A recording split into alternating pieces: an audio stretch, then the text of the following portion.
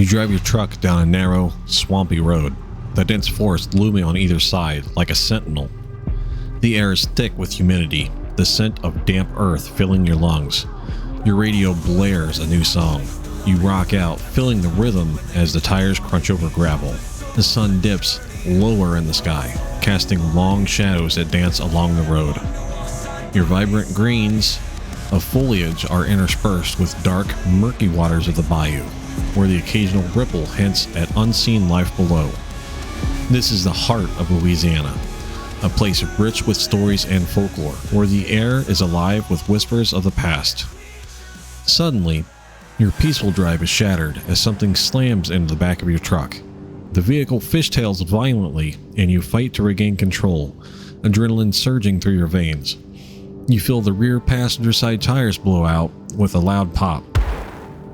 The jarring impact sending a shockwave through your body, heart racing. You manage to steer to the side of the road just before plunging into a ditch. "What the hell?" you mutter, stepping out to assess the damage. The sight sends chills down your spine. A massive dent in the rear, claw marks running from the tire to the bed topper. Blood trickles from one of the gashes, mingling with tufts of dark fur stuck in the jagged edges. The realization that something powerful and wild just attacked you sinks in, sending a wave of fear coursing through your body. You glance at your watch. You're already late for the Grady residence, where a family of raccoons has taken up residence in their attic. "Get it together, man," you tell yourself, scrambling to grab the spare tire from beneath the truck. The sun hangs low in the sky, and shadows deepen as you work quickly to replace the blown tire. 20 minutes pass in a blur, your heart still pounding as you tighten the last of the lug nuts. Just then, that unmistakable feeling washes over you, the sensation of being watched.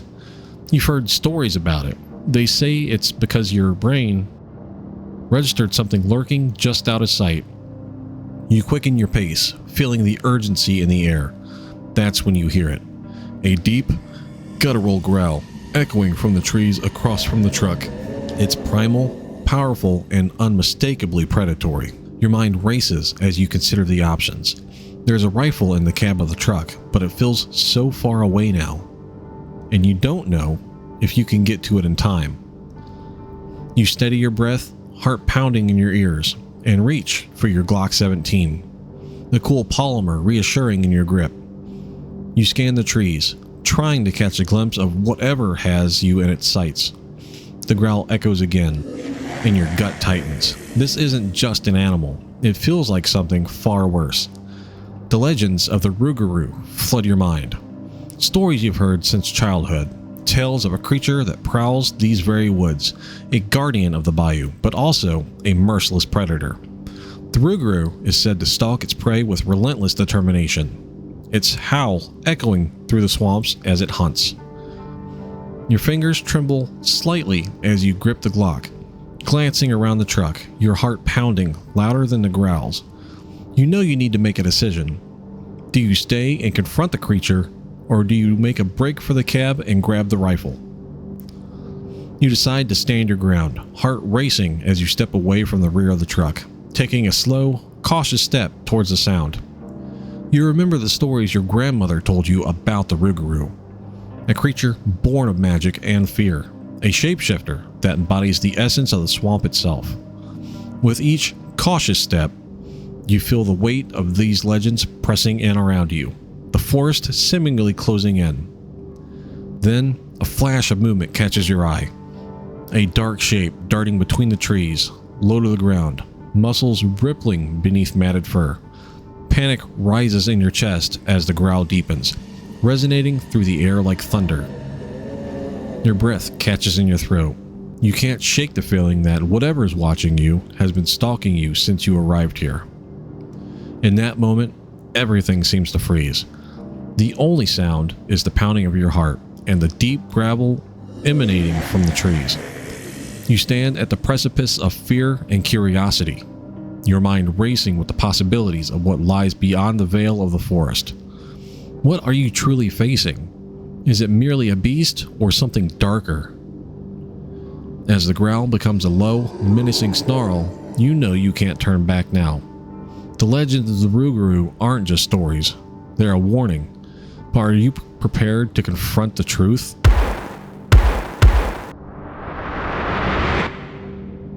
Before we dive deeper into legends surrounding the Rougarou, make sure to hit that like button, subscribe, ring that little bell icon. That way you're always up to date whenever we post a new video.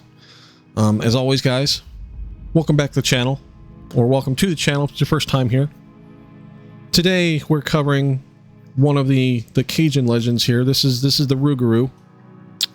If you can't tell by the description, the Rougarou is kind of a werewolf. It's a Cajun werewolf. So think of like Channing Tatum's Gambit, but like as a werewolf.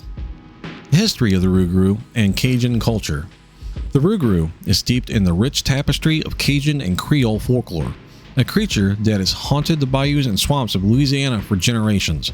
The origins of the Rougarou can be traced back to the French settlers who brought their tales of werewolves to the New World. Over time, these stories morphed into the unique cultural and environmental landscape of Louisiana. In Cajun culture, the Rougarou often serves as a cautionary tale, warning children to behave or risk encountering the Rougarou. The legend says that those who fail to observe Lent may find themselves cursed, transforming into the Rougarou as punishment. This intertwining of faith, morality, and fear reflects the strong Catholic influences of the Cajun community. It's not just a monster in the woods, it's a symbol of consequences of straying from one's beliefs. The physical descriptions of the Rougarou vary, but it's commonly depicted as a half-man, half-wolf creature, tall and muscular, with glowing red eyes. Its appearance is a manifestation of primal fear, embodying the wilderness of the Louisiana landscape. The creature is often said to have long claws and sharp teeth, able to slice through flesh with ease. Stories describe its fur as dark and matted, often soaked with swampy, murky water, giving it a ghastly appearance. The Rougarou is said to prowl the swamps at night, its haunting howl echoing through the trees. This sound sends chills down the spines of those who hear it, a reminder of the lurking danger in the darkness. Local legends tell of children disappearing after sunset, only to be found days later, lost and traumatized, their stories filled with terror of encountering the Rougarou. In addition to its frightening appearance, the Rougarou lore also emphasizes a connection to the land. The bayou, with its tangled roots and winding waterways, is as much a part of the Rougarou as the creature itself. The dark waters of the swamps hold secrets, and the Rougarou is said to guard them, acting as both a predator and protector. In some tales, the Rougarou is described as a shapeshifter, able to transform into human during the day.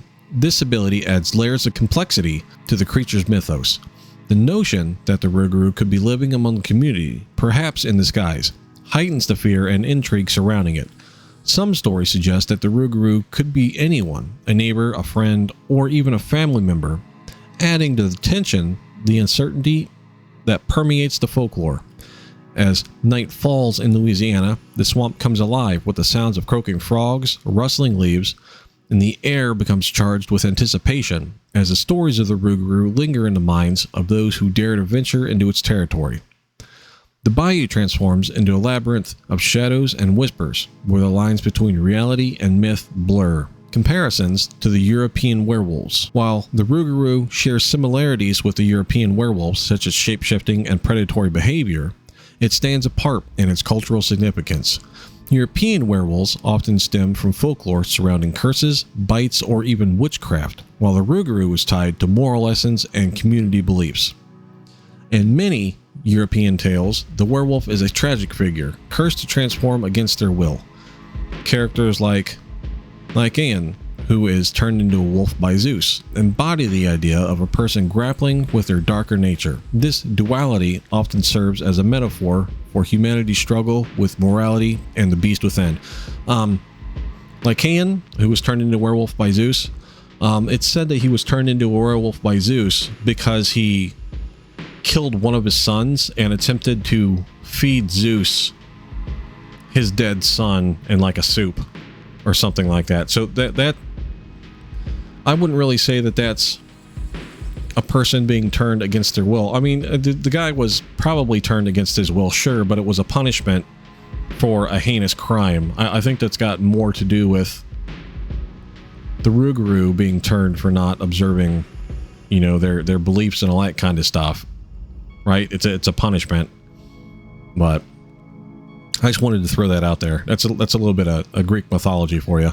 In contrast, the Rougarou is often depicted as a malevolent entity, a creature of the night that stalks the living. It acts more as a guardian of the swamp, punishing those who stray from moral paths. The Rougarou's story serves to reinforce community values and emphasize the importance of tradition and obedience to cultural norms. The physical descriptions of the Rougarou often align with those of the European werewolves. Features such as sharp claws, glowing eyes. However, the Rougarou's connection to the Bayou adds an additional layer to the meaning. The swampy setting emphasizes the creature's wilderness and unpredictability, serving as a reminder of the untamed nature of the world. Additionally, the Rougarou is often depicted as having more agency in its actions. While European werewolves might be tragic victims of circumstances, the Rougarou is often portrayed as a deliberate hunter, exercising its will as it prowls in the shadows. This distinction makes the Rougarou a more fearsome creature, one that actively seeks out its prey rather than being merely a victim of fate. The folklore surrounding the Rougarou also features various methods of warding off the creature. Some suggest using salt and others protective charms, while others advise leaving the offerings to appease the Rougarou. This idea of negotiation with the creature adds depth to the legend, showcasing the belief that interactions with the supernatural require respect and understanding. The stories also serve as a reflection of the Cajun community relationship with nature. The Bayou is both a provider and a danger. The Rougarou embodies this duality. The swamp offers sustenance but also harbors threats, reminding the community that delicate balance between human existence and the wild. As night falls in the Bayou, the tension heightens. Stories of the Rougarou continue to hold around the campfire, weaving through the air like smoke. The legend lives on, captivating the imagination and serving as a reminder of the mysteries that linger in the dark. Modern interpretations and cultural impact. In contemporary culture, the Rougarou continues to capture the imagination, appearing in literature, films, and even local events. Its evolution reflects changing societal attitudes towards folklore and supernatural, as well as enduring fascination with the unknown. Movies and television shows have featured the Rougarou in various forms, often highlighting its terrifying aspects while occasionally infusing it with humor or intrigue. This modern portrayal serves to keep the legend alive, engaging new audiences and ensuring the Rougarou remains a relevant figure in pop culture. I first heard about the Rougarou and it was a History Channel show. I can't remember what the name it was, but it was on History Channel. And it featured a group of animal control officers, which is why I based my story on animal control officers, because I remember that. Different circumstances, obviously, but it's that's where I had first heard about it, and I thought it was pretty cool. Literary adaptations have also explored the Rougarou's lore, delving into its historical roots and cultural significance. Authors use the creature as a metaphor for societal fears, reflecting anxieties about identity, morality, and the consciousness of one's own actions. These stories often blend horror with social commentary, showcasing the Rougarou as more than just a monster. It becomes a representation of the darker aspects of humanity. Festivals and community events in Louisiana celebrate the Rougarou, bringing together locals and visitors to share in the folklore. The Rougarou Festival, held annually in Houma, showcases art, music, and storytelling, connecting the community to its cultural heritage. These gatherings serve as a reminder of the importance of preserving traditions and sharing stories that shape the identity. The Rougarou's influence extends beyond the Bayou. It resonates with broader themes of nature, fear, and the supernatural found in folklore around the world. Creatures like the Chupacabra, Sasquatch, Mokelia Bimbe share features with the Rougarou, reflecting humanity's collective fascination with the unknown. The presence of such creatures in diverse cultures highlights a universal desire to explore the mysteries of existence. The stories of the Rougarou remind us of the power of folklore to shape our understandings of the world. They serve as a bridge between generations, passing down wisdom and cautionary tales through the ages. The Rougarou stands as a testament to the enduring nature of storytelling, where fear and curiosity intertwine to create a tapestry of legends that continue to captivate. As we navigate our modern lives, the Rougarou invites us to confront our fears and embrace the unknown. In a world increasingly disconnected from nature, it serves as a reminder of the wildness that still exists, urging us to respect the land and its spirits. As we reflect, you're going to have to excuse me, I think I just went through puberty. As we reflect on the rich lore of the Rougarou and its significance in the Cajun culture, consider how folklore shapes our understanding of the world around us. What legends haunt your life? Are there stories passed down in your family that carry warnings or lessons? Share your experiences in comments below.